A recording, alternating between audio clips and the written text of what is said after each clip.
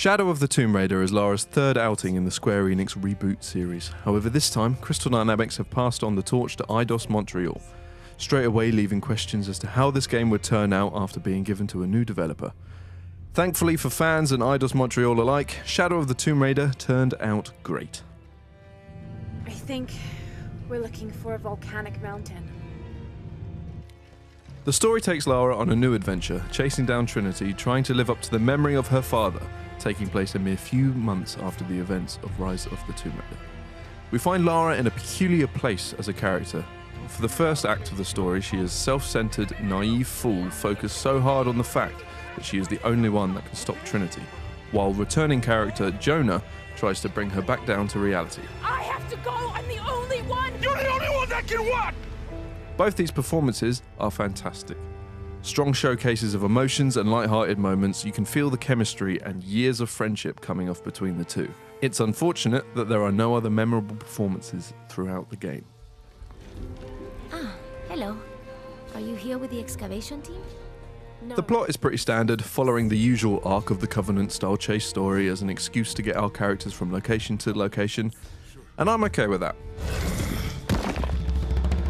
Each location is stunning. Beautiful towns, landscapes and scenery to traverse, sneak through and search for resources in. All of this leading you through to the high-octane third act with incredible set pieces and unexpected turns in the story to round out the game. The only things I wish were improved are a generic final boss and a couple of pacing issues that come in towards the middle of Lara's story that slow everything right down. Side missions are nothing more than standard fetch quests and don't add much to the backstory, so I never felt a need to complete many of them. I'll pay very close attention, and if I see Pisco the Dead, I'll ask for your dice back. As you may have guessed, Shadow of the Tomb Raider puts a strong emphasis on sticking to, well, the shadows, concentrating highly on stealth. This is a decision that pays off with fantastic effect. What was that? Creeping your way through the brush of the Peruvian jungle, hunting down enemies one by one, watching everyone panic as they struggle to find you hiding up against a mud wall has never been so satisfying outside of a Splinter Cell game. Movement, takedowns and distractions all work together with fluidity, complementing each other beautifully. No two encounters go the same way, making for an intense, but most importantly, fun experience. The same can't be said for all combat. Gun combat is a joke. With clunky, stiff and shaky aiming mechanics, every single shootout becomes a matter of trial and error, clawing your way through until eventually killing everyone in sight. Meaning if I ever got seen during a stealth attack, I would rather restart my checkpoint than have to endure the horror show that is shooting. This is especially apparent in the segments stealth is not an option. The whole system feels like it was designed entirely around the bow. When you have the bow in your hand, taking out enemies from afar with a variety of arrow types provided, the aiming is smooth as silk. But replace that bow with a gun, and everything feels like an early PS2 shooter. Any more?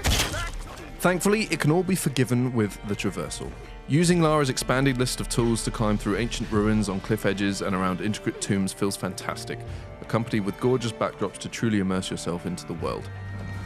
Even the swimming feels great, and that never happens. Swimming underneath hidden crypts, squeezing through tunnels, hoping to find the next air pocket creates a tense new level to puzzles while being easy to control.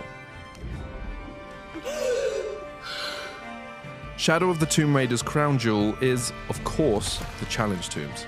The puzzles require a perfect combination of intricate climbing and brainpower, surrounded by alluring scenery.